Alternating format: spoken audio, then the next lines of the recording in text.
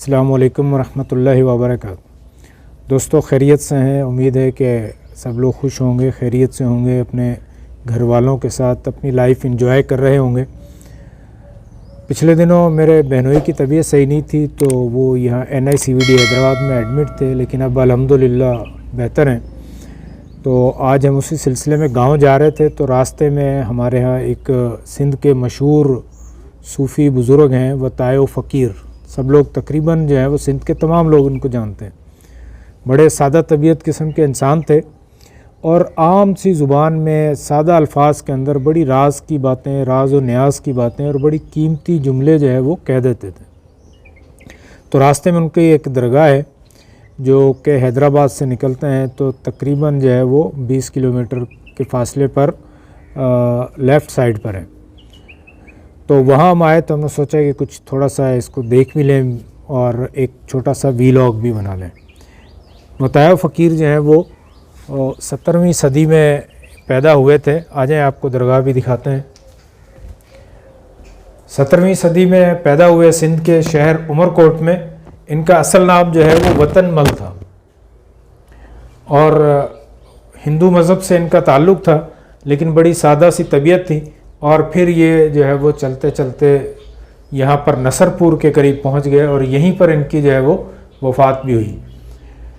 تو بڑے سادہ طبیعت تھے۔ یہاں کے جو خدمت گزار ہیں مزار کے، انہوں نے جو ہے وہ بتایا کہ یہ بعد میں مسلمان بھی ہو گئے تھے اور مسلمان ہونے کے بعد جو ہے وہ ان کا نام المعروف طاہر شیخ کے نام سے تھا۔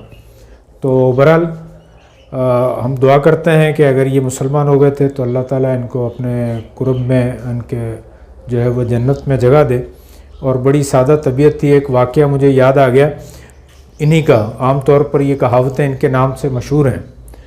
تو کہتے ہیں کہ ایک دفعہ کیا ہوا کہ انہوں نے کہا کہ مجھے بس اللہ رزق دیتا ہے تو میں، اللہ دے گا تو میں کھاؤں گا، کسی بندے کے ہاتھ سے نہیں کھاؤں گا۔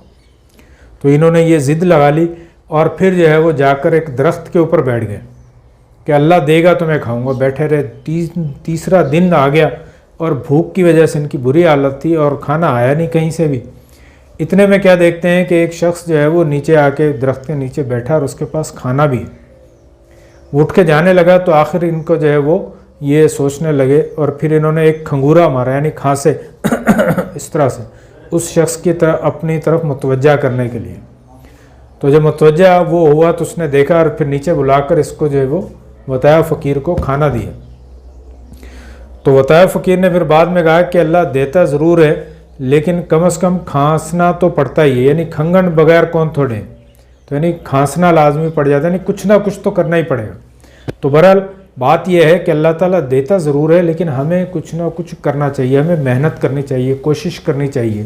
یہی کوشش جو ہے وہ پھر کامیابی کی کنجی ہے۔ اگر ہم دنیا میں دیکھیں تو دنیا جو ہے وہ ہمارے رزلٹ کو دیکھتی ہے کہ کیا کامیابی حاصل کی، لیکن اللہ تعالیٰ کی کیا ہے کہ اللہ تعالیٰ کی رحمت یہ ہے کہ وہ ہماری صرف کوشش کو دیکھتا ہے کہ تم نے دنیا میں کتنی کوشش کی۔ یعنی اللہ کے نزدیک کامیابی یا فتح یا منزل پر پہنچنا جو ہے وہ اہمیت نہیں رکھتا، وہ اللہ کے ہاں اہمیت کیا ہے کہ صرف کوشش کی ہے۔